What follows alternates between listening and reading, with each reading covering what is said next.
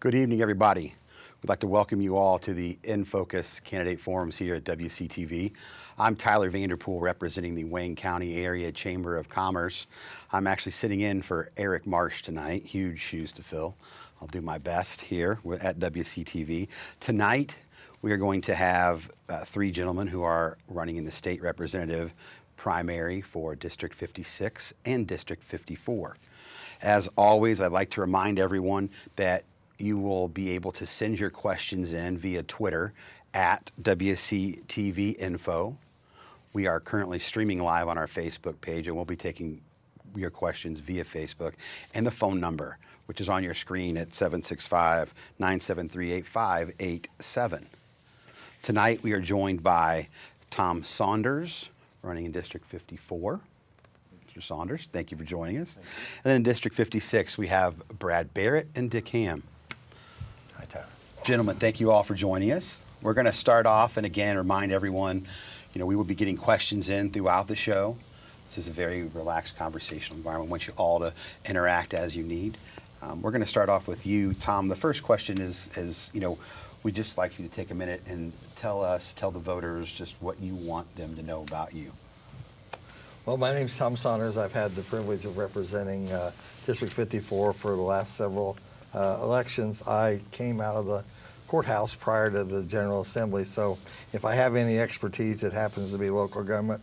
I ran on property taxes years ago, and we've scratched the surface with that and done a pretty good job, but I still think there's some issues we need to address about tax-exempt property and other issues like that. I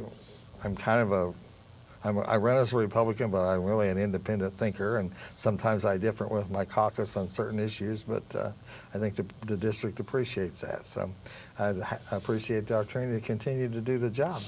Okay, wonderful, thank you. Dr. Barrett. Tyler.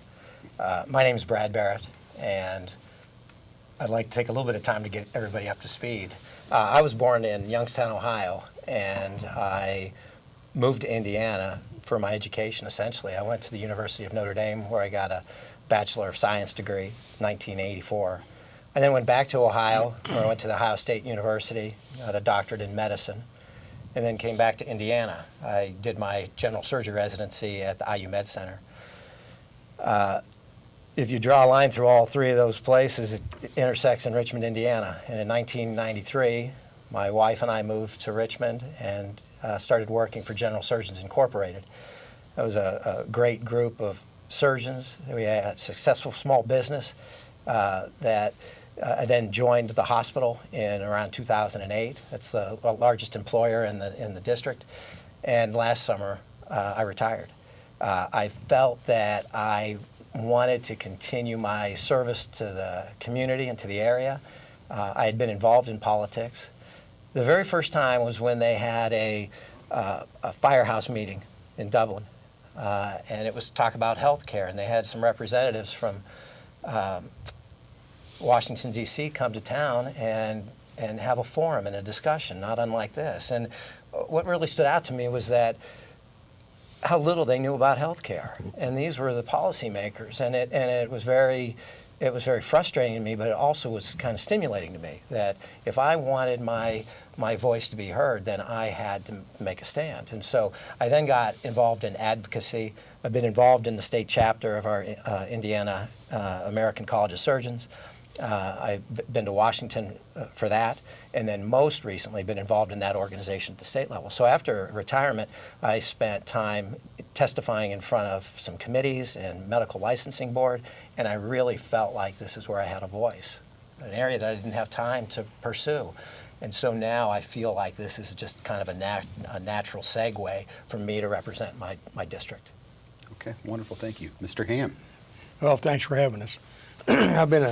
Told you I'm having a little trouble with the cold here, but first thing I want to do is I want to thank all of the people in the 56th district for allowing me to go to Indianapolis to represent them in the last 6 years, and I really appreciate the support that they've showed me.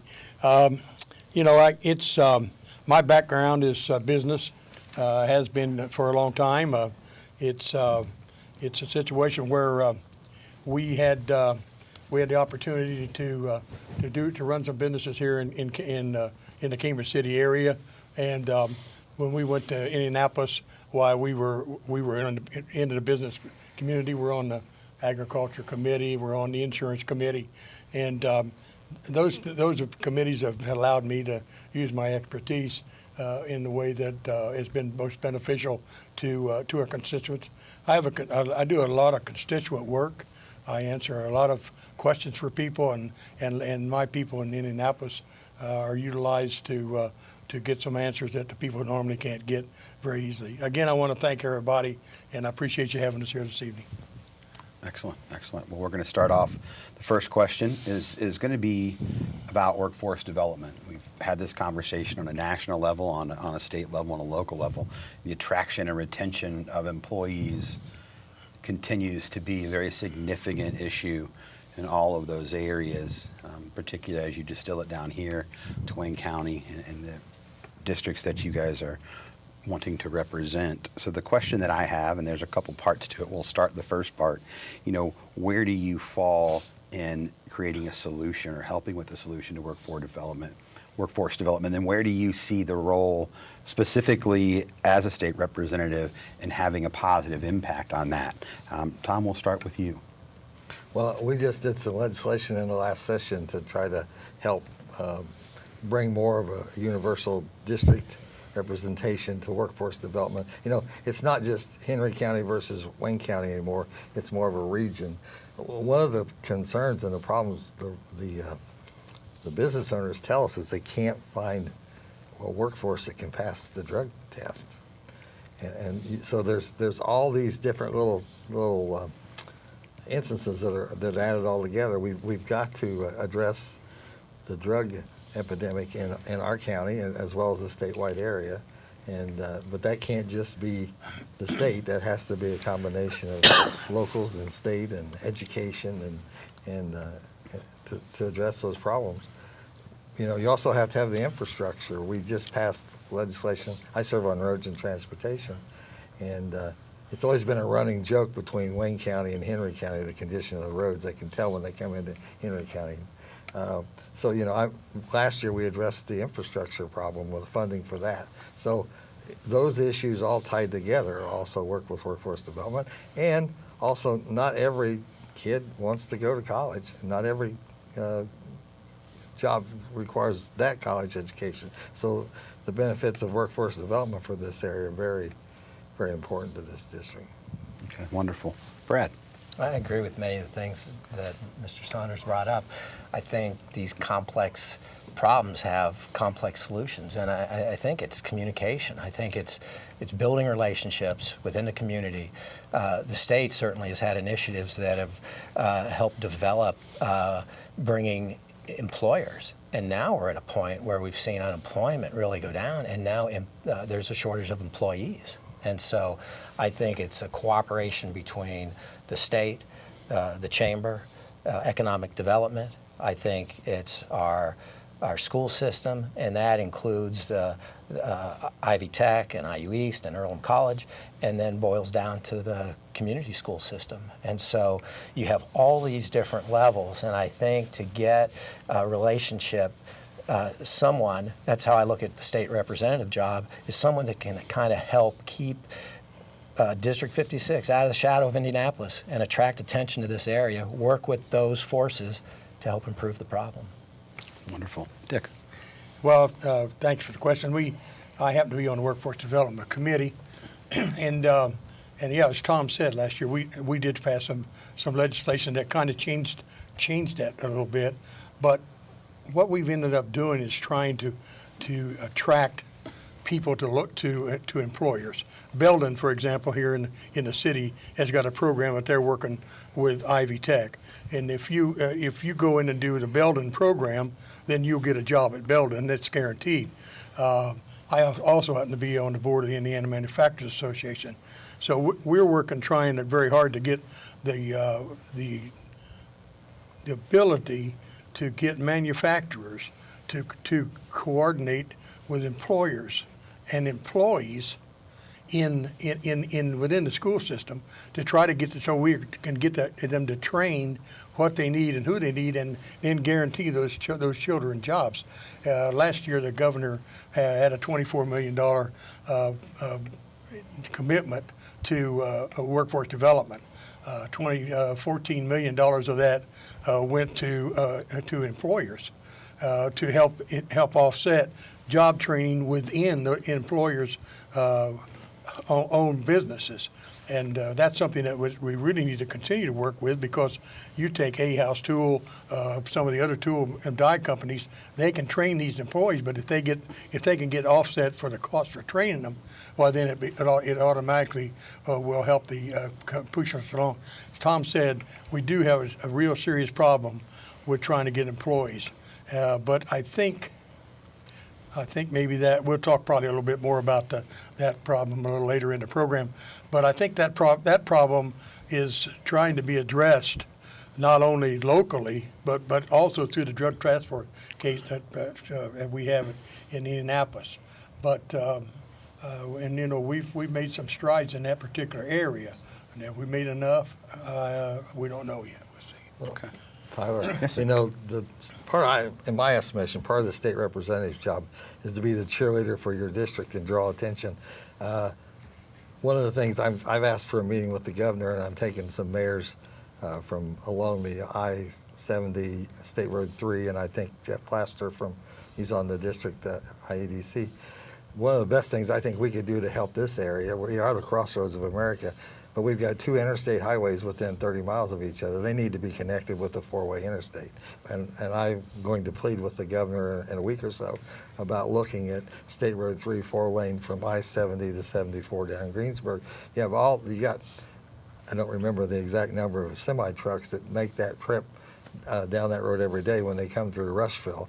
And if we want people to locate here, we have to have good infrastructure. And whether you're repaving US 40 through Richmond or we do I-27 here, to me, that's the job of the state representative. That was not easy to get done. I know. I worked extremely hard at that. Well, so let's kind of this is an attachment to that question. We talked about education. You touched on education. Obviously, last year or this year, as we see, spending has increased at the state level. The question's kind of a two-parter, and I understand I-STEP is on its last legs. I'm not sure what that replacement is going to look like. The question is, do you feel like we can sustain the spending, the increased spending for education? And then programmatically, are there things at that level that are filtering down that you believe are going to be helpful? Because I think all of those things lend itself to workforce development. I think we're going to go ahead and start with Brad on this one. I think education's the linchpin in this whole discussion. I mean, I think it sets the tone in training our young people to finish with school and then either to go on to further education or get into the workforce. I think education has a huge impact on the health and wealth of the community. I think drug education, education on the harms of smoking and childhood obesity. I think educating these people about the importance of physical fitness and activity. I just ultimately see many of the problems that run through this district being tied to education of our youth. So I think that the dollars spent are well-spent dollars, and I think the challenge is for us to interact with these schools, these teachers, and really find the most cost-effective ways of intake of a young adult or young student and the output of a working adult. Dick? Well, you know, education is one of the biggest problems that we have tried to solve. Our education bill right now is running about 62% of our budget. Now that's K through 12, post-secondary education altogether. It's about 62% of our budget. And last year we changed some things because we're trying to get more money into the classrooms to the teachers.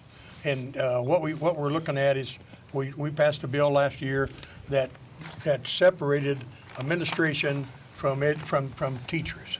Now we're really hoping that by doing that we will be able to at least see where this money's going, because we at the state legislature you know, we're legislators, and we try to give the money where the money is best well spent.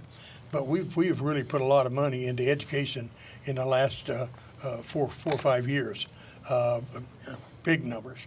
But we're not seeing all of it getting into the classrooms, and that's what we're trying to get to.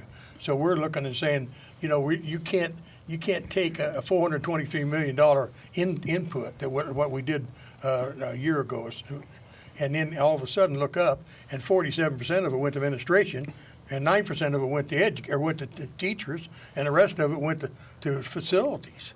You know, we can't work that way.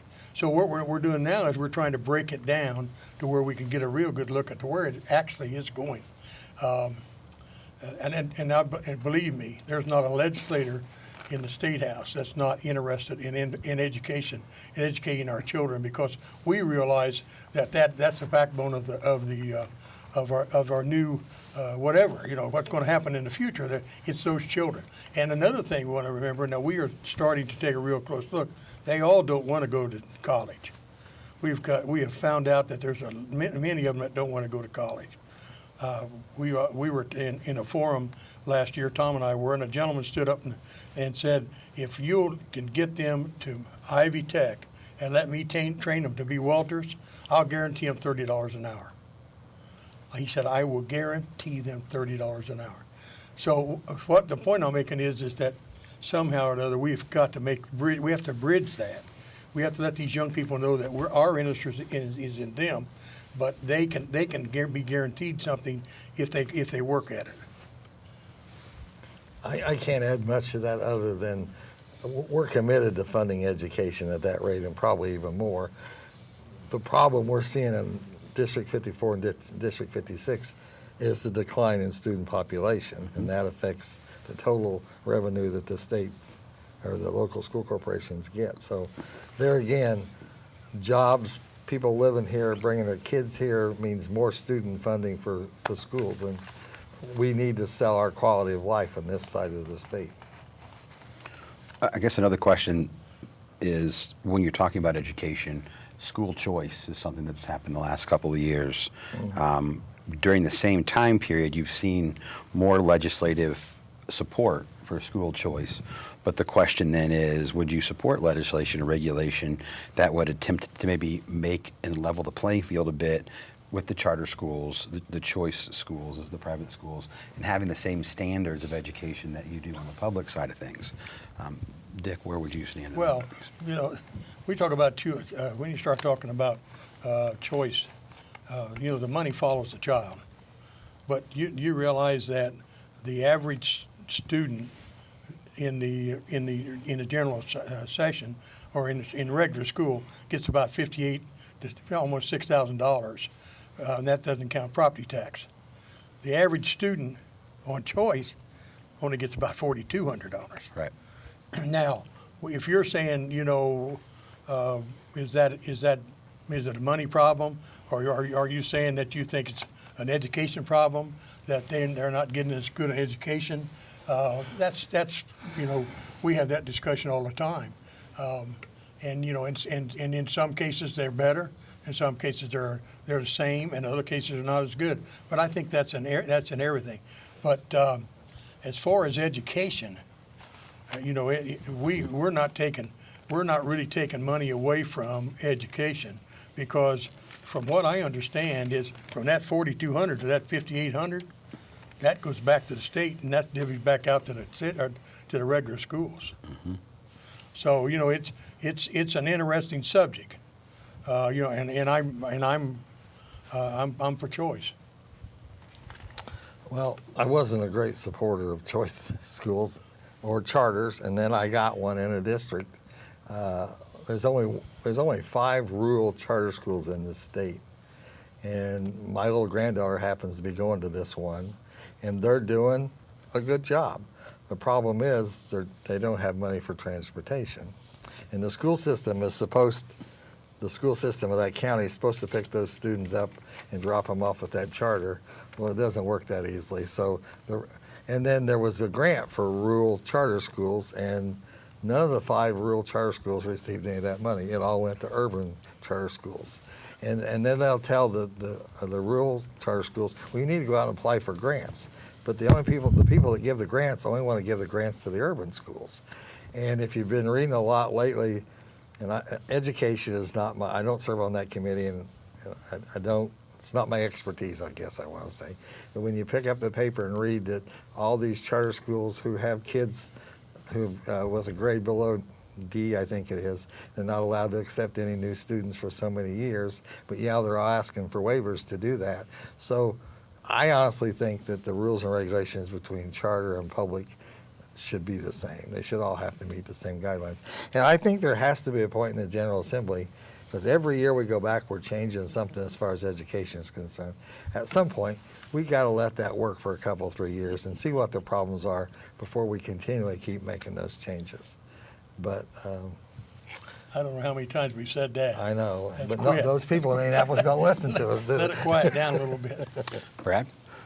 Well, I have children that just went through the school system. I have 2 kids in college now, and so, you know, I personally have dealt with this over the last 5 or 6 years. I have a son that went through the public schools and went to college with over 20 hours of AP credits and was exposed to just a broad variety of subject matter that a public school can offer. And I have a daughter that started in that direction and went to a Catholic school, and they had strengths there that included a different social network and reaffirmation of our Catholic beliefs. And so I've recently seen how both these issues operate, and is obviously the most important feature. And we talked about how the same things keep coming up. Schools keep coming up in our workforce development conversation and in our budget conversation, and it's just a matter of figuring out how we can measure quality in these schools as well. You know, the testing system's been under fire and due for a replacement here, not this school year, but next, I think. And so certainly going to take some time to evaluate the results of that. So here's another 3-year cure where you have to wait and see how it all plays out. But we'll change that before 3 years. They'll introduce something to change that before we actually see how it works. Well, you know, ISTEP is something that we thought in the General Assembly that was gone.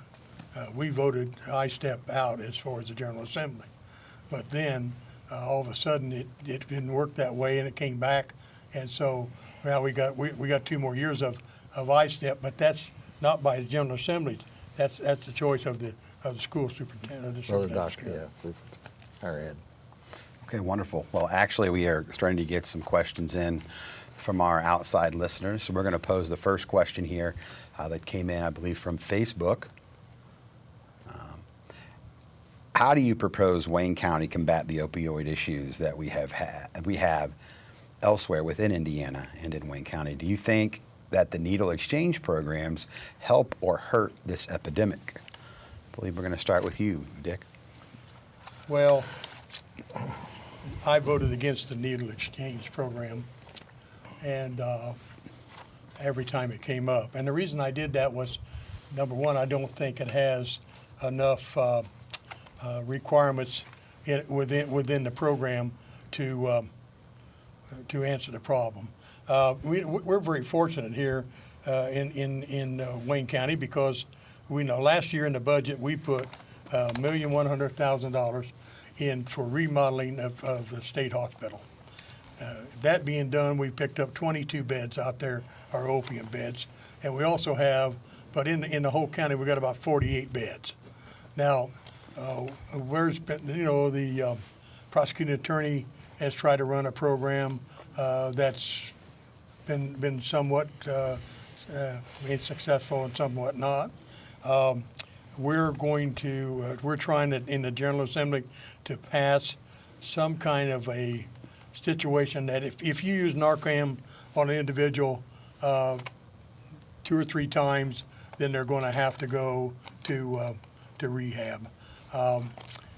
We're having a lot of pushback on that, because, you know, you're talking about telling an individual that they have to do this or they have to do that, and you know our society does not always lend itself to that. But I had a chance to talk to Ron Stevens, which is a coroner, just this past week, and he said that he can count for 93 deaths. that are drug related. And he said that's just, he thinks he's got more than that. But he did say that there's been a change, and they're going away from the opium thing. They're going away from some of the hard drugs, and they're going back to meth. But, you know, they used to have a house, and they make meth in a house. I don't know how they did it, but they did it. So now they're making it in a bag on the side of the road. Shaking bag. And, you know, so it's the problem is that we really need to somehow convince these people that it's just not in their best interest to do this, and that the price that they may have to pay may be considerably more than what they realize. So just to go back, currently the solution is if someone has a certain number of uses of Narcan, then they're going to be required to go to or forced into rehab. That's what I'm working with Senator Rotz to try to get a bill put through that will come to that point. So currently you still are not in favor of the needle exchange programs? No, because it doesn't have any any reason for them to stop. Now, I will say this: the Wayne County Needle Exchange, when it first started, and I was opposed to it. I'm telling you the truth. But they were given needles, and then all of a sudden they changed and went the other way. And now, if you want a needle, you can only get one. You get one for one. You have to turn in one to get one. And so that was a big improvement on that particular on the needle exchange. It's going to be, well, to be real honest with you, it's a difficult situation. Okay, certainly. Tom? I voted for the needle exchange for the fact when we first started this, it was Scott County, and Scott County was having an increase in in other diseases other than drug addiction. So we didn't want the AIDS epidemic and the hepatitis, and so you get one and you get another. So I did vote for the needle exchange. But I agree with Dick. I think, and we hear these stories from the emergency firefighters and police officers that they're given the Narcan to, maybe you today, and they call you back on Wednesday, and it's the same guy. After the first try, they need to go into a facility. The problem is that those people also need to want the help, and you can't force the horse to water, as they always said. But at some point, I don't know how we convince these people. What they're doing is, I shouldn't say these people, how we're convincing this person what they're doing to themselves is harming themselves, as long as their family members also in their communities. As far as the fix, as I said earlier, it's going to take a community effort with the state government, federal government, and local government, as well as education facilities and others, and family, that they need to change their ways. Brad? You're the doctor. How much time do I have? I could talk about this for hours. Because in my medical practice, I've taken care of these patients. I've been there in the emergency room when overdose patients brought in, having been curled up on the bathroom floor for 6 or 8 hours, and not all these people leave the hospital, if you know what I mean. This is a serious problem, and the issue boils down to the high that they experience from these medications is like no other feeling. And when they come out of an overdose and they get Narcan, their instant need is to get high again. And the Narcan reverses that. The worst feeling for these people is the withdrawal. And so it's a constant daily struggle to find the high. And you look at the cause of this, and it is multifactorial. There's an excellent book called Dreamland that explains this crisis from the pharmaceutical companies to prescription practices of doctors to the drug trade on the streets, and it is extremely complicated. So how do you address that? Another complicated problem where education plays a huge role. I was just at a boys club meeting in Indianapolis, and they're talking about how they're getting these kids before high school and trying to teach them about drug and alcohol awareness. Many of them know because it's in their homes, which is, absolutely a crisis. So I think it's a multi-pronged attack. I think in some ways we're enabling the problem by giving Narcan and then giving Narcan and releasing them in the home. And if they're not in a different environment, they're going to recur. And so I think sometimes we're going to need to be a little bit tougher. And when the option is immediate detention or death, well, I don't think immediate detention is such a horrible thing, And so there are medications. Methadone was the first one, and I think methadone, you'd have a hard time finding a lot of support for methadone out there. I think the newer drugs, Suboxone, Vivitrol, if you look at the pharmaceutical impact of these drugs, they help level the highs and the lows, and yet each one has its complexity. So. But we're seeing through the ISMA that doctors are willing to make a change. Doctors are willing to cut back on prescriptions, limit prescription writing to the amount for 7 days. They're willing to do CME every 2 years. Anyone who can prescribe narcotics to understand the seriousness of this problem. And then needle exchange. There are medical studies that prove it helps minimize the spread of HIV and hepatitis. I think there was this argument years ago, if you passed out condoms that kids would have more sex, and they found that's not the case. Passing out needles doesn't create drug use. There are grander problems than that. It helps minimize disease. The idea of keeping track and exchanging and a one-for-one thing, I think makes sense. And any of these things, there's not one script that solves the problem. It's seeing what works, it's adjusting it. What worked in Scott County, why can't that work here? I think we got to look at each life that's saved as a valuable asset to the community. There's a couple community members that have actually been success stories, and I think we need to hear their stories and hear what was successful for them. Every state in the union's dealing with this problem. It's not an Indiana problem. I think this little Appalachian Valley here certainly has had a higher rate, but this is a nationwide problem. To speak to that just a bit, the problem that we run into in the legislature is all the things that you just said we want to do, but there's another group over here that don't want to do it. And so when we try to make these moves, just exactly what I said, where we could say, we're going to, if you do it, use Narcan 3 times, you're going to go into rehabilitation. We got people over here that says, no, you're not going to tell me what to do. And 3 times is too many. And I don't disagree with that, but we haven't got any yet. Yeah. So we got to start somewhere. So we got to start negotiating. We're going to negotiate down. See, and what we're really ending up with is we've got people like myself that is want to make something happen to try to make it work, and then we've got people in our caucus that don't want to do nothing. Some of them they said they don't even have that problem.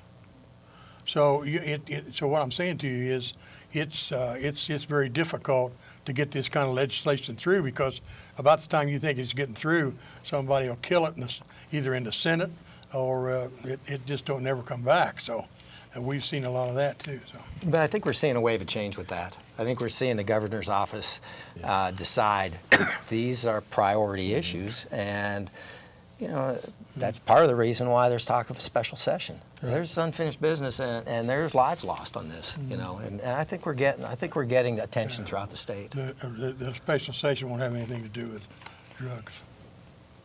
Unfortunately, that we know of. Yeah, well, as we know it right now. Well, I'd like to remind everybody that, as we go on throughout this evening, please feel free to submit your questions via Facebook Live, via Twitter at WCTV Info, and also at 765-973-8587.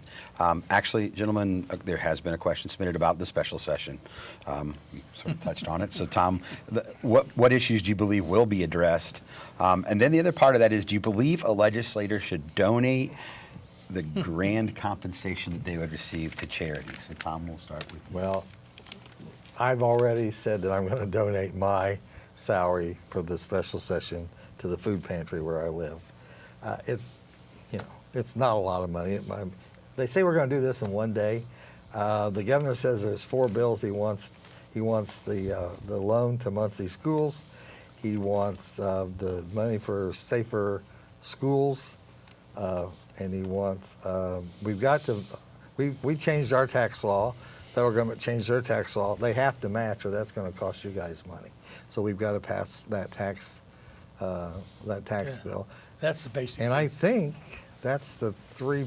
There might have been one more bill, Dick. Help me out if you can. And we were talking earlier. There's enough blame to go around about why we're going back to special session. It's a rarity. I think this is only in my 22 years. I think it's only the 3rd time it's happened. But you know, we just basically ran out of time. You had people on after it goes to a conference committee, it has to be brought back to the caucus. The caucus has to give the member the authority to sign the bill. And if we give him the authority, then he has to go out and get the other 3 signatures, and then it has to go to rules.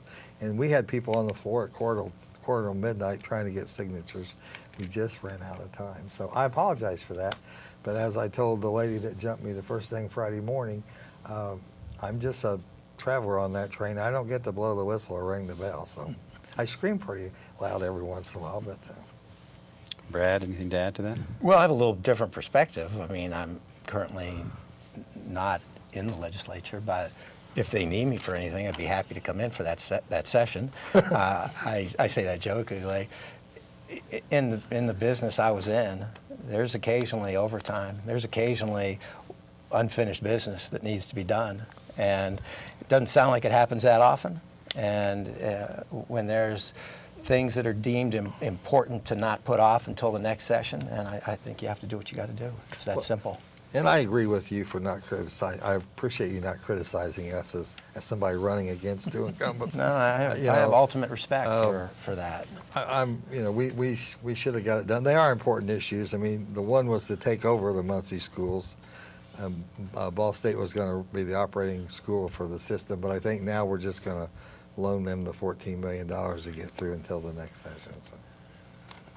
Actually, he just told you basically one of the prime reasons that we're having a special session, and that's the Muncie schools and the Gary schools. We had a lot of pushback from the Democrat caucus on that particular issue. We also had, as we was going along, we had a problem. The Senate had some bills that got hung up over there that were coming to us. We had some bills that were going to them. We had a gun bill that the Senate didn't like.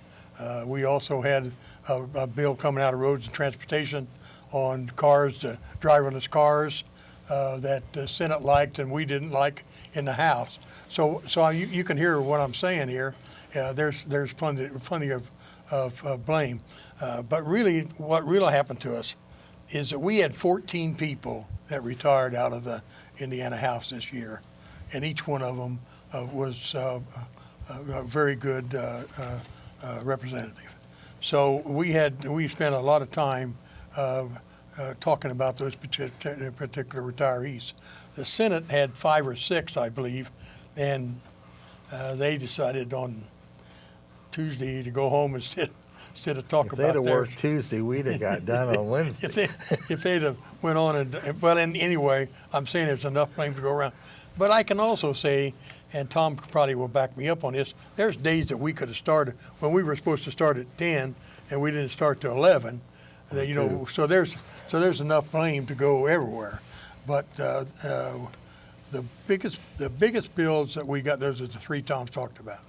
We have got to do something about these schools. We're going to put $5 million more in so that we can have more officers within the schools. We're at a $24 million package that you can draw from if we need more money to do that.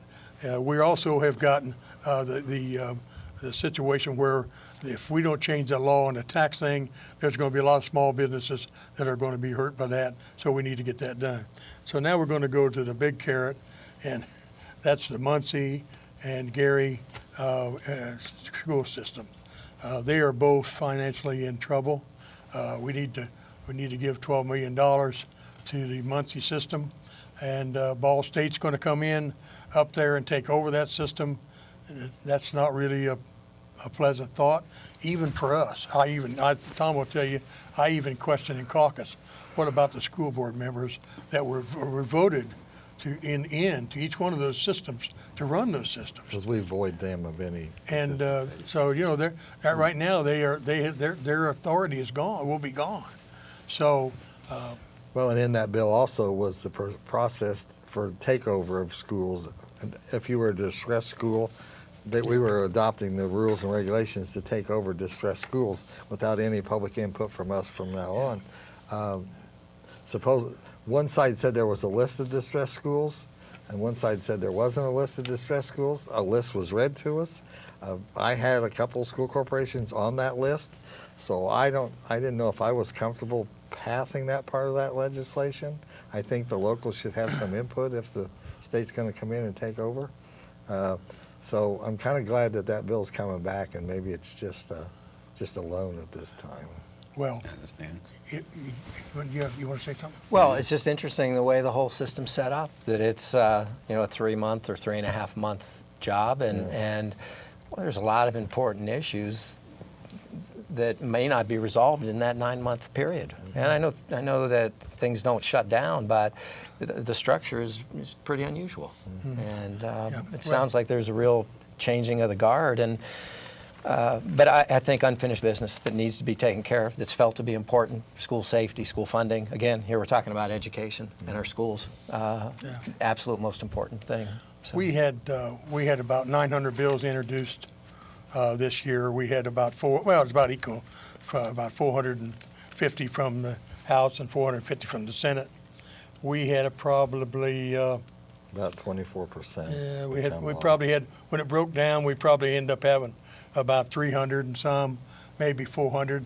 I think we passed, both houses, we passed about 300 bills, maybe a little, the numbers may not be exactly right, but so you can see the process, but every one of those bills goes to somebody, and they have to be turned down, or they have to be, and then when we get into them, then we've got to go through them.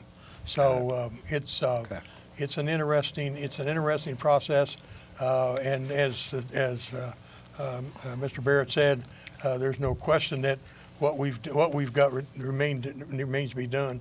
It's got to be done. Okay, great, wonderful. Well, thank you, gentlemen. Again, we do have a couple of questions that have come through. We'd like to get to those questions from our listeners. The first question will be, besides the answer, you can't legislate morality, please provide your thoughts on the need or lack of need for a state hate crimes bill. This is a question that we've actually had before, especially when it comes to the impact on economic development. A corporation like Amazon, looking at the nature of equality in the state, how that impacts our economic development, not having a bill, and I believe there was a bill was just left on the table, a hate crimes bill, I believe. So actually, I think it's yours to start, Brad. I think the interesting thing here is the modifier, hate crime. I mean, if one individual murders another individual, I don't know what qualifiers need to make that anything more heinous than what it is. And so I think the act itself in many of these crimes is grand enough that this is just, to me, a legality in reality. You can't legislate morality.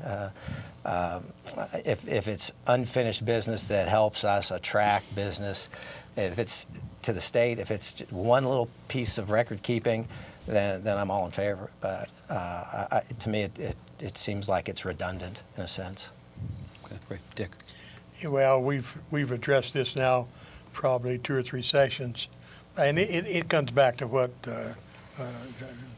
Brad just said.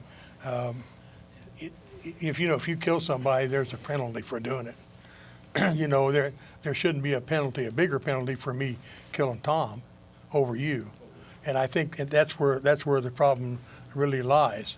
And it's so when we have, and it's every time we get into this thing and really start digging down into it, then either one of the houses, now last year, 2 years ago, our house killed it.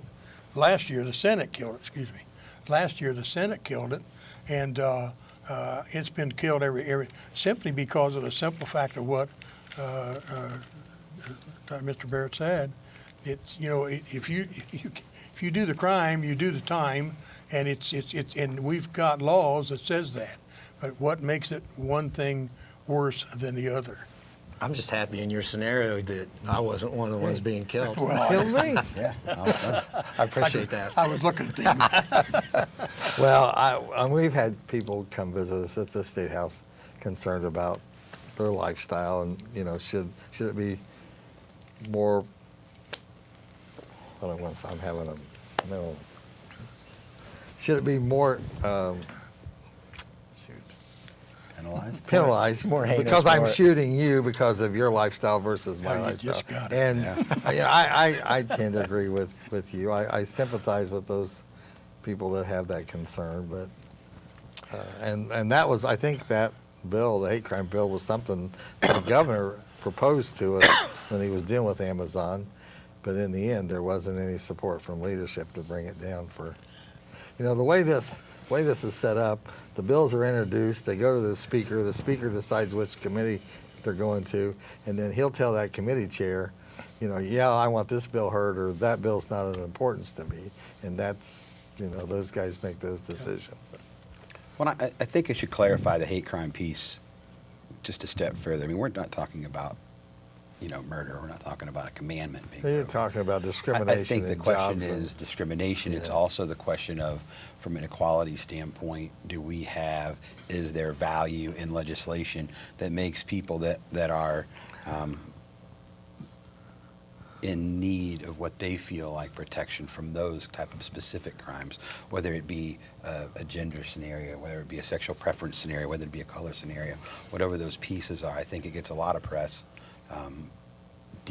So just to paraphrase and make sure we're clear on all these things, from the state perspective, the law is the law. Is that kind of what, just to kind of go back around on when it comes being specific to those types of scenarios? Well, I'm not sure exactly what you're getting at different. I think we just need to be a society that is accepting of differences in others, and we've dealt with that on many different levels over the years. It's evolved through race and gender, and the evolution continues. I think we've got to try to have open mind about things. And again, a lot of these things I have to relate to my medical practice, and regardless of who came through the door, you treat them with A1 service. And I think everybody sitting around me in the circle would approach things that same way. And that's my morality, is that treat everybody as a valuable human being. Being the hate crime and then and somebody being not treated fairly is two different subjects. Okay. So there is nobody in the state of Indiana should have to worry about being discriminated against. And if a bill comes through that says that, then I'll be on board. But when you're talking about, that's not a hate crime, that's discrimination, and that is two very different words. Really. Yeah, I agree. Tom? Well, if I misunderstood the question, I don't think anybody should be discriminated against race, color, or sexual orientation for jobs, housing, employment. Well, that's jobs. But, and I agree with them. To me, hate crime and discrimination are two different things. Well, that was a great example of good answers to a terrible question. So I'm not taking Thank any you. credit for that. I think we had a Thank you good very discussion much. about that. Sorry. Nicely done. Nicely done. So stepping forward, I want to remind everybody again, please submit any questions that you have on our Facebook live stream, where we are streaming live, our Twitter, which is at WCTV Info, and then our phone number, which is 765-973-8587. I think we're going to head back to Dick with this one. Gun legislation. There appears to obviously be a pretty significant national movement for some sort of stricter gun control or regulation. What steps, if any, do you think that we need to take at the state level here in Indiana? Well, I'm a strong Second Amendment person. I always have been. I carry a gun. I got guns in my car, in my house, and everywhere. So it's you know, when these problems that come up, 95% of the time, the individual is the one that pulled the trigger. It wasn't the gun. And that problem in Texas, there was enough things that came up before it ever happened that it may not have, they may have been able to stop it. Now in England, they just had a problem over there where they don't allow too many guns. Now they're using knives, and they're talking about they got people being killed with knives over there. So the point I'm making to you is this: that it's very difficult to tell a person such as myself that I can't have my Second Amendment privileges.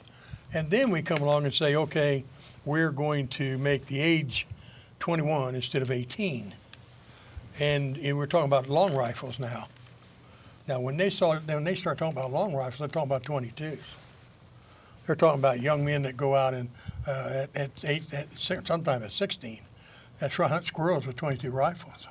And it's as far as I'm concerned, if we can put them in the military at 18, then and tell them they're going to go defend our country, they ought to be able to take a 22 rifle and go hunt squirrel on their father's farm if they so desire. Now I will say this: I will be in support of bump stock being done away with. I think bump stock is something that somebody come up with as an afterthought to make a semi-automatic weapon an automatic weapon. I have a lot of friends that have semi-automatic weapons, but to do away with the making the age 18 and some of the other things, I'm not in favor of that. Of making the age 21, and for the simple reason I just told you.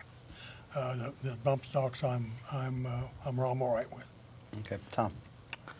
Well, I own a Civil War musket that hangs above the fireplace. I was not raised in a family that my dad took me hunting or anything. I don't begrudge anybody having guns to hunt and to protect their property with. But I do think we need a background check. You heard Dick say he was going to shoot me a while ago. So, we do need to know that he's stable before we give him a gun. So I would be in favor of extending a background check. We had to fight pretty hard this session to keep that from happening. We had a couple legislators that wanted to introduce legislation that eliminated the background checks, and they were going to give you your lifetime, not eliminate the background check, they were going to give you a lifetime gun permit for free, which that affected local government because that's money that stays here. Yeah. And they said, well, we'll talk about that next year in the budget, but we've heard that before too. So I would not have favored that. I don't know that we ought to be allowing teenagers to buy a gun that they can convert into an automatic weapon. Personally, I don't know. If you're going to use that to turkey hunt or deer hunt, there's not going to be much meat left on those bones after you use that gun. So, nobody wants to take away their guns. And if you look at other countries, why we have the highest level of mass shootings in the world, that I think goes back to our education and our mindset. But it's like on my assessment issue. Tom wants to tax your church. No, I don't want to tax your church. But it's like the guns when we talk about weapons. Oh, they want to take them away. No, they don't want to take them away. But there needs to be a check to see that you're stable, that you didn't just get out of the Richmond State Hospital, that you haven't robbed banks in the past. And so I think those are little baby steps we could take to kind of tighten up some of our gun legislation. Brad. I agree with much of what's been said, and it's a constitutional right to have for safe and responsible gun ownership. And my personal story is that about 5 years ago, I bought a shotgun because I wanted to break sporting clays, and I thought, how can I be a safe and responsible gun owner? And I joined the NRA. I have a lifetime membership. I get the magazine. I have a lifetime carry permit before I even got a gun, because I wasn't sure which way things were going in this country. And so I think it's a constitutional right we're talking about. It's not a whim or a crazy idea that somebody had. Again, another complex issue where mental health screening. I mean, none of these gunmen are of sound mind and body.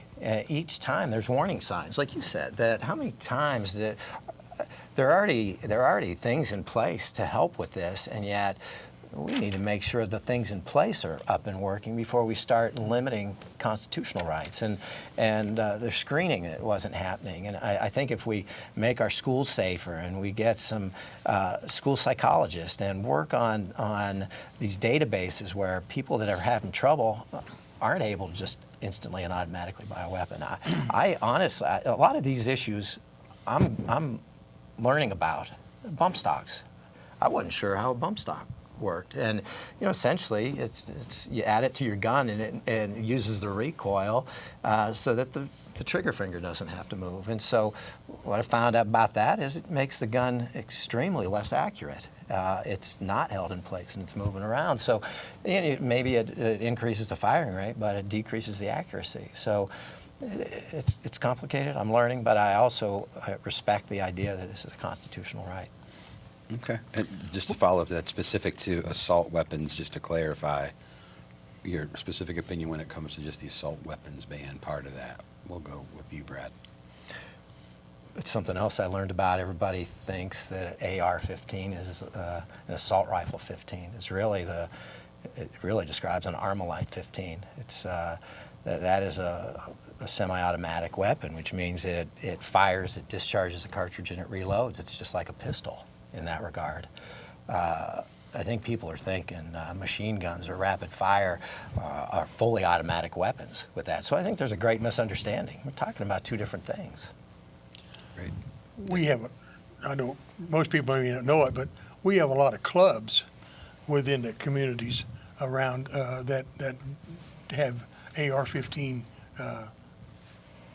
gun contest, and they actually go and shoot them, and they use them. We'll go back to the bill that Tom was talking about. That bill was loaded up, and I was definitely opposed to that bill, and I'm not so sure that the NRA might have been for it, and so they were trying to adjust it to be able to pull more votes to it, and that was one of them that got hung up, that caused us a problem at the end of the session. I'm a lifetime carry permit person, and I don't have any problem at all with people going on and having a gun checks.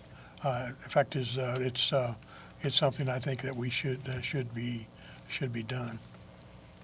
I think my answer will go covered it. Perfect. Thank you.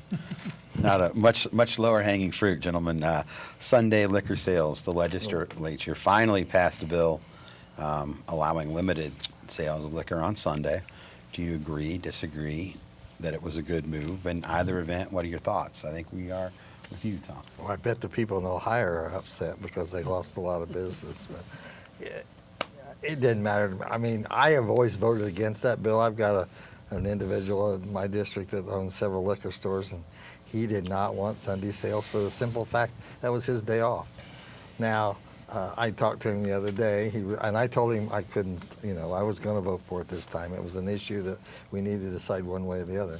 We're going to be back next year, though, and they're going to want cold beer in filling stations or convenience stores and Walmart and every place else. And there we come to a fairness issue.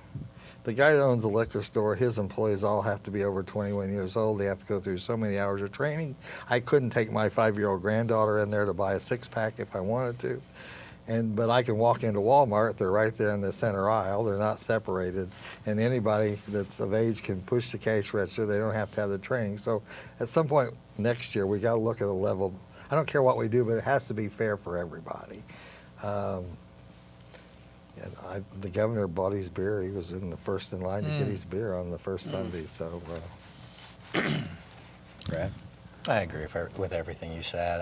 I think we have bigger fish to fry, honestly. I mean, I think there's problems with narcotics and methamphetamines and just, to me, what do the people in the district want? Everything I hear is that they want cold beer, and it doesn't keep anybody from drinking. I have some cold beer in my fridge. Yeah. I do. So are I you just think inviting it's us over after that? maybe we could go over. Why didn't you bring some with you? So I feel that what I'm hearing in the community is that they're for that. I think we can fix these other this level playing field. Okay. I voted against cold beer first time through, and my reason for that was it's a big box store bill, and I feel that the big box stores were just leaving their alcohol and everything set out where kids go by and get it. They just pick it up and take it, and there was cases of that going on. Well, we had a second bill, it's a companion bill, that came through that said that you had to be 21 to sell it. It had to be behind enclosed doors or behind walls, and all the things that Tom was talking about that would have really made it so that it was equal and fair to the liquor store people.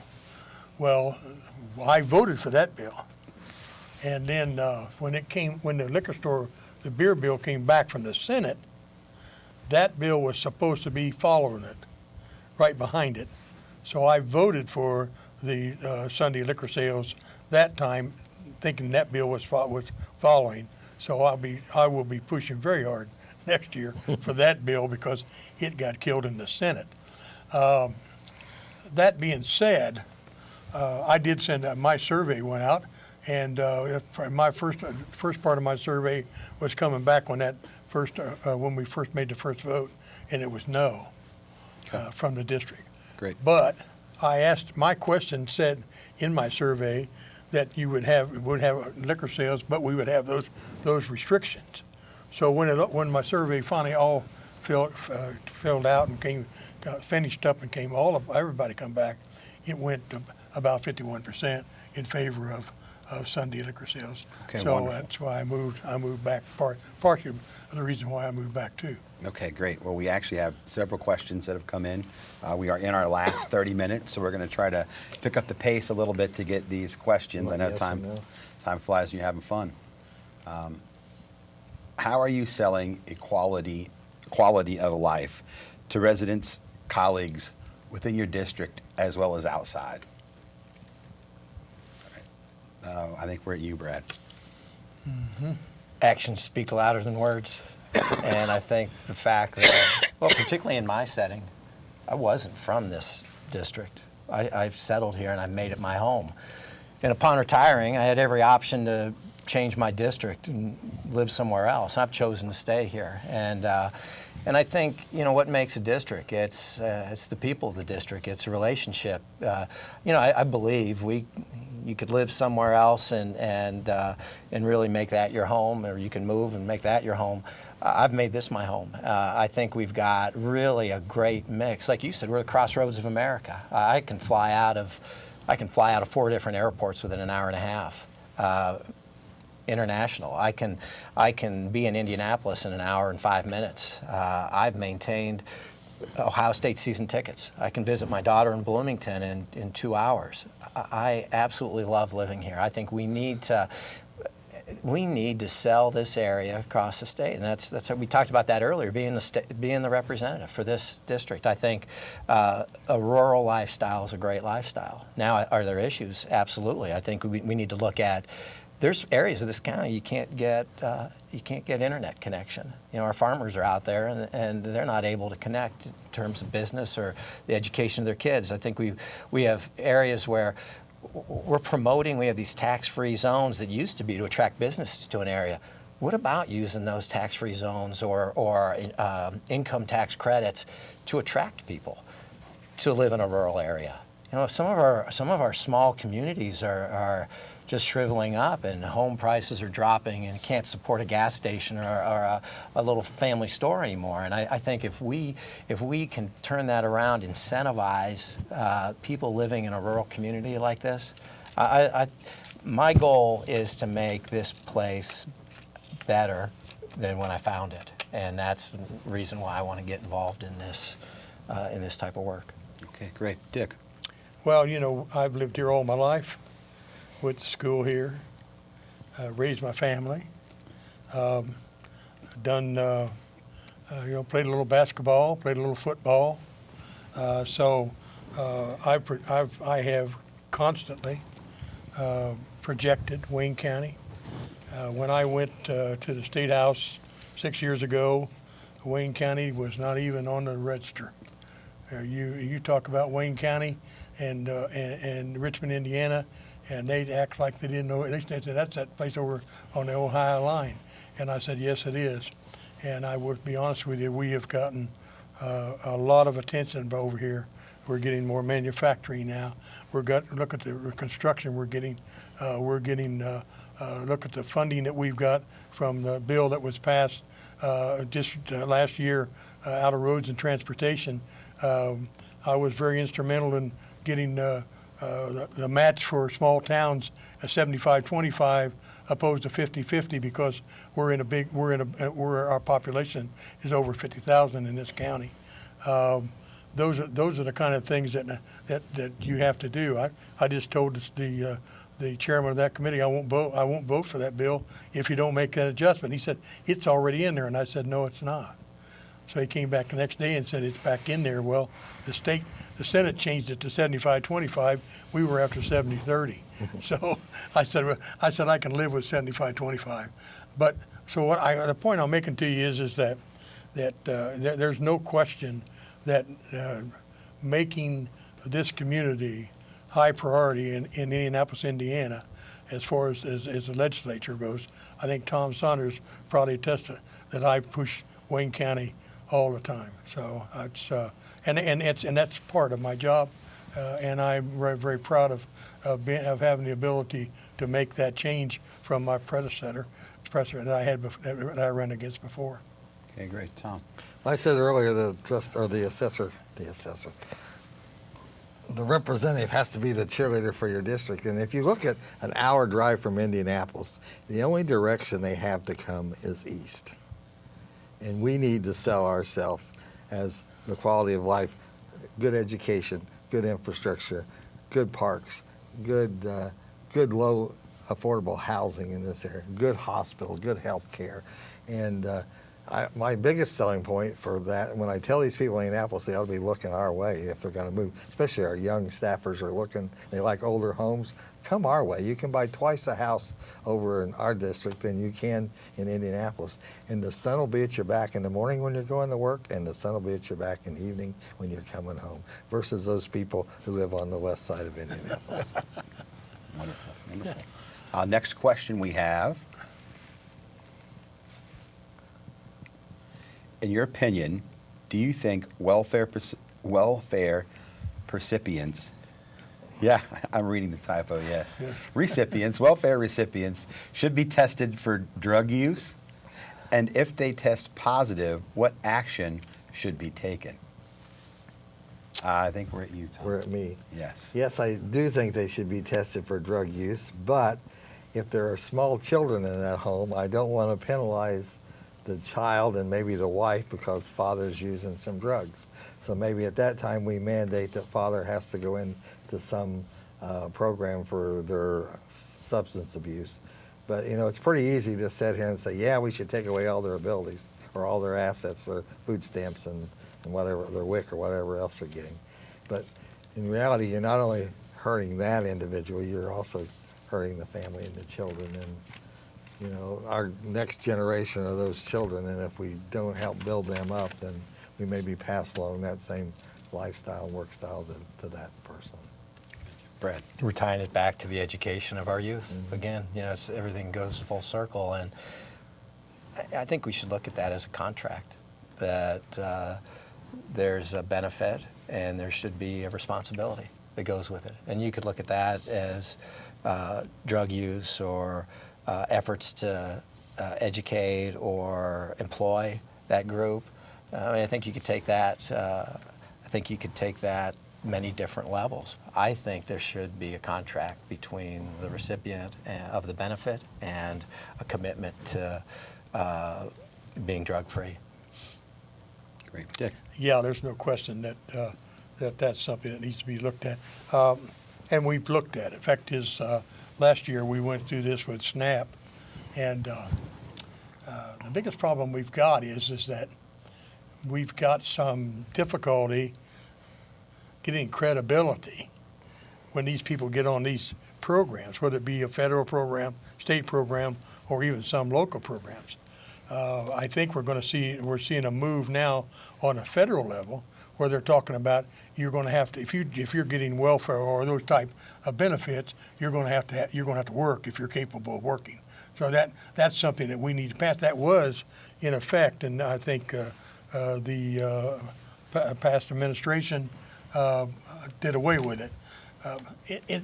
Tom was exactly right, because the problem that we're faced with over in Indianapolis when we look at this and say this is that the young people, the children in the home, but then you look at it and say the children in the home are being penalized now because the parents or the parent is spending all the money on drugs.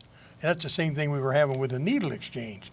They were getting 3, 4, 5, 6, 8, 10 needles, and they were selling 5 of them.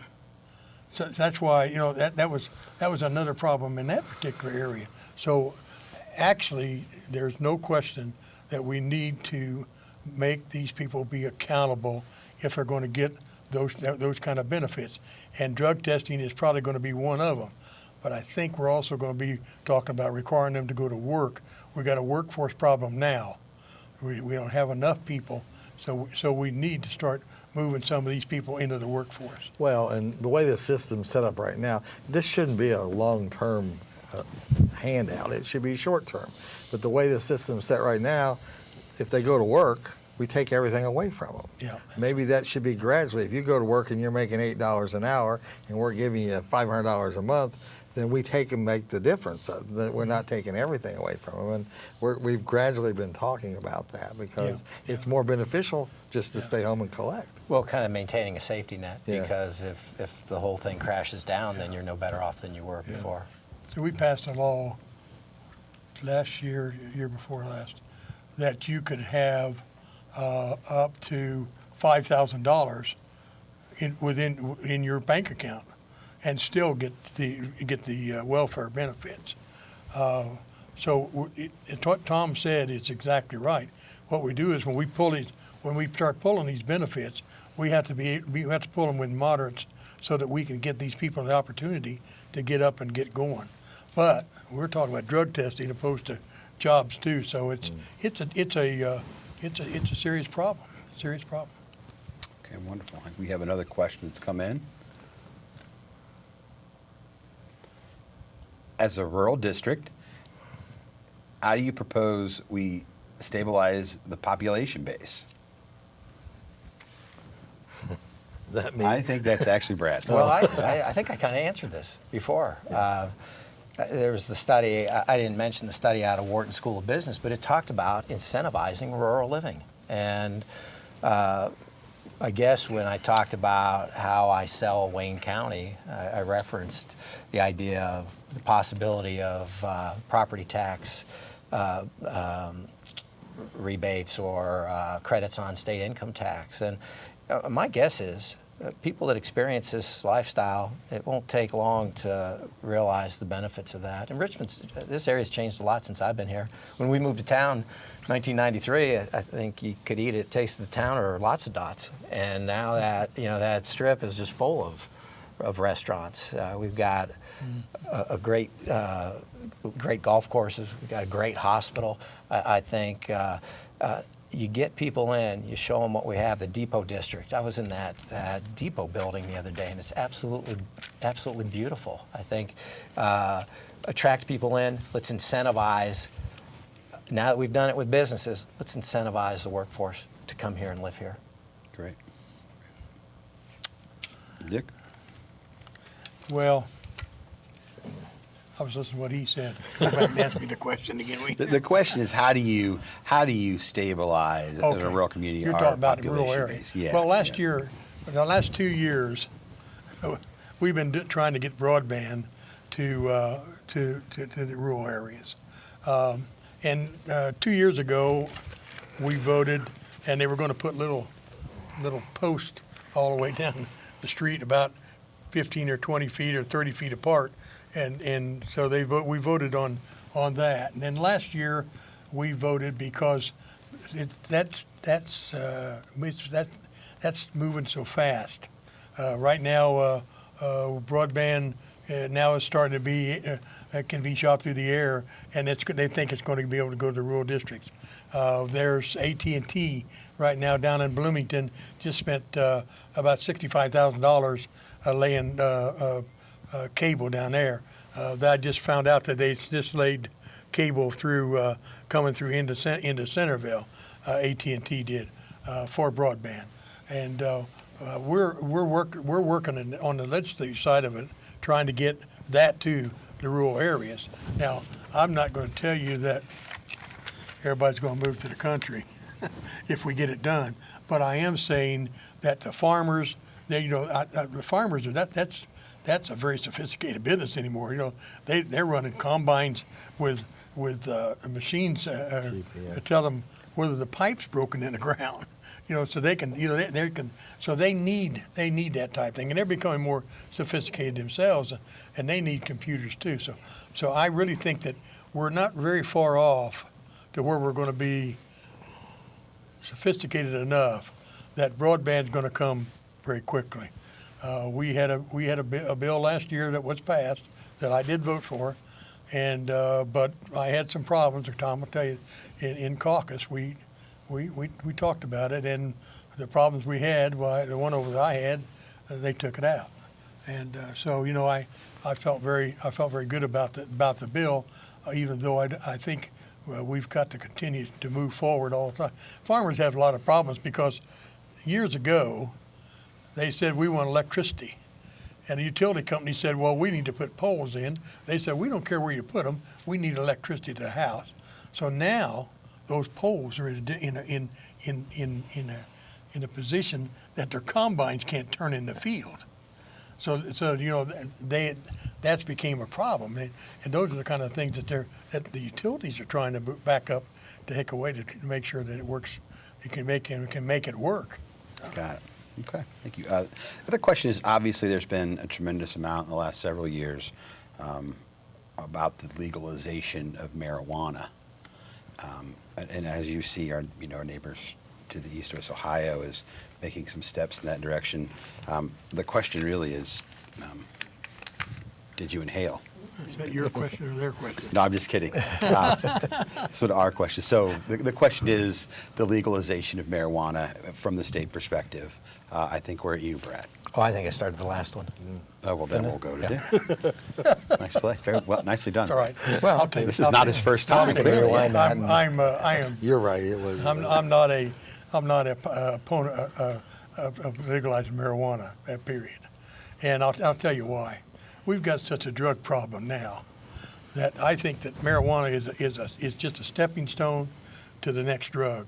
And a lot of people say no, it'll take them away from it and they'll do this, but it hasn't proven out to be that way. Marijuana has an effect on your brain, and it has it's a lingering effect. They say it's just like alcohol. Well, it's not. Alcohol is a habit-forming thing too, and can be can be for some people just as bad as marijuana. And there are some people that can probably maybe smoke marijuana that drink a couple of drinks of alcohol. So it's all But what I'm saying to you is that what ends up happening is when we come along and say you can't smoke a cigarette within 8 foot of the front door, but we want to pass marijuana, and we just passed hemp oil, made it legal. In fact, we passed it twice. We passed it 2 years ago, and then we passed it again this year, and that oil will do almost as much as marijuana. Now, I'm sure that Brad a doctor can tell us, you can buy marijuana pills now. If you get a doctor that prescribes it to you, you can buy it at a pharmacy if you want to have marijuana pills for whatever your pain is. That's available today, and hemp oil will do. You know, it helps with seizures. It helps with pain. It helps with several things. It helps with your dietary tract. There's just all kinds of things that hemp oil work with. Now, the worst thing we didn't do this year is we didn't pass that we could manufacture hemp within the state of Indiana, because that would have been a windfall for farmers. I've led a very boring life. I don't drink. I don't smoke. I've never had. And I did vote for the CBD oil because I heard the testimony from the parents who brought their kids in, and they talked about help with the seizure control and the medical help that it gave. I would not vote to legalize marijuana. Okay. Brad. I love the science questions, you know, because the CBD oil that passed has to have a certain percentage of less than 0.3% THC. THC is the active component of that, and you're right. THC has been on the market for years. There's a medication called Marinol. It's used in cancer patients. It helps with nausea. It can help with some chronic pain. It's used in HIV patients as well. So it's been out there forever. There's a drug in Canada that's been used. They have found absolutely no addiction to that medication. There are different receptors in the brain for cannabinoid than there are for narcotics. Receptors for all kinds of things there. So I think any of these things happen in a stepwise fashion. We approved CBD. 29 states in the country allow medical marijuana. You can drive 3 miles to Ohio and get medical marijuana. So I think we're seeing this wave, and I think we have to have an open mind to it. They have done studies, just like with the needle exchange. There are medical studies that show that there are low addiction features to that. They have found, though, that it can have a huge impact on a developing mind of a teenager. And so I think once you open the door to it, you've got to be ready to you got to be ready to deal with those issues. And then I think it spills into workforce, and how do we, impaired driving, how do we measure those things? So I think it's a little bit more than just saying, yes, I agree with medical marijuana. It's knowing that the impact that can have then in other features. But I think that's the next logical step. The growth of hemp as a crop, which has no THC, it just adds kind of a complication into, is that hemp or is that marijuana? There's some similarities. Are we making things difficult for law enforcement? We have to consider all those factors. The thing about hemp, and the reason that I will be pushing for the manufacturing of it, is we're using hemp now, right here in the state of Indiana, to make doors for automobiles, where we're making them out of plastic now. We have had a problem with plastic. It will not deteriorate. It will not, you can't do anything with it. If you burn it, it builds up in a little ball. So, but with hemp, it will deteriorate, and it's just as strong as plastic. So I think that if we can, and they're already growing in Kentucky, and I got some information that if you have 10 acres of hemp, it's almost as valuable as 100 acres of corn. Now, there's a lot of small farmers around that could do very well, and Indiana has got the ground, the soil makeup to grow hemp, and profitably. And there's a gentleman right here, right in the state of Indiana, that's buying his hemp from Thailand, and he's making car parts up in northern Indiana. So it's something that I think we need to really look at. And as far as medical marijuana, I say you can get in a pill, but as far as marijuana itself, it'll be hard for it to pass in this. I hate to cut you off, but Sorry. I know time flies when you're having fun. We've got very few minutes left in the show. We'd like to give each of you 1 minute to just give us an exit conversation. We'll start with you, Tom, please. Well, I want to thank you and the Chamber for having us over again. I always think this is beneficial. I only represent 2 townships in Wayne County now, but I appreciate your consideration when you go to the polls. I guess you can go to the polls now. Polls are open for early voting, so we've changed the way Wayne County and Henry County vote now. So just exercise that right to vote. Whether you vote for me or the empty chair beside me, cast your vote. Great. Brad. I too would like to thank IU East and WCTV and the Chamber for hosting this. For me, it's a great opportunity because it allows me some new exposure to the community. I think a friend of mine, Bill Ducey, many years ago said that the way he was brought up was that when you borrowed the neighbor's lawnmower, you returned it in better condition. And that's how I want to treat this district in this county. When I leave here, I want it to be in better condition than when I came. And that's my mission. So I wish people would think of me when they're voting. Appreciate you having us. It's always interesting. You never know what kind of question you're going to get, and of course we always try to do the best we can at answering them. Again, I want to say how much I appreciate the opportunity that has been awarded me in the past few years to represent the District 56 in Wayne County, and all I can say is on May 8th, vote ham.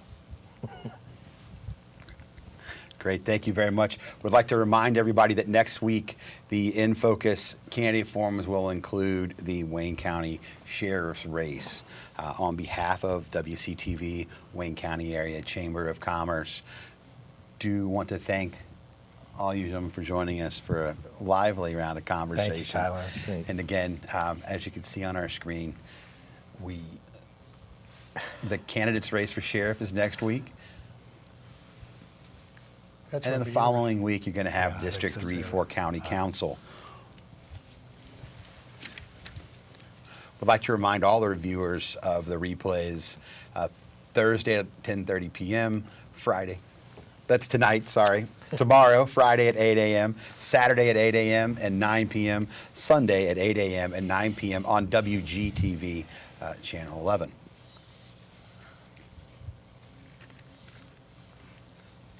Again, Tom, thank you very much. Thanks, Tyler, appreciate it. Brad, good luck Thank you, to all you Tyler. I gentlemen. enjoyed Dick, that. thank you very Thank you much. very much. Very much appreciate it. Appreciate you having Have a us. good evening. All right. Thank you, everybody, again for joining us. Look forward to seeing you all next week.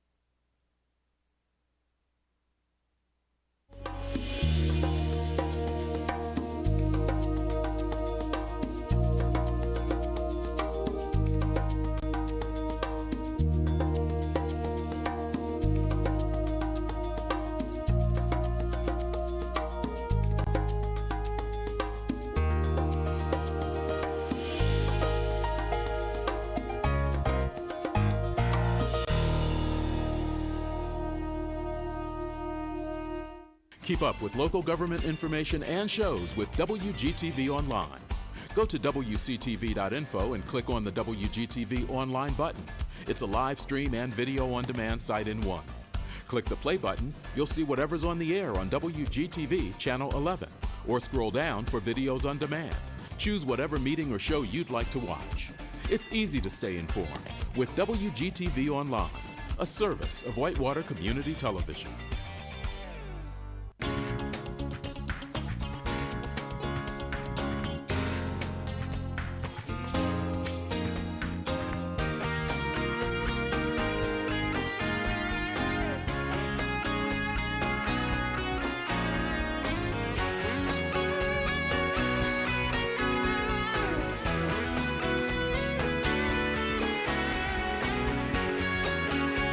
You are watching Whitewater Government Television, Channel 11.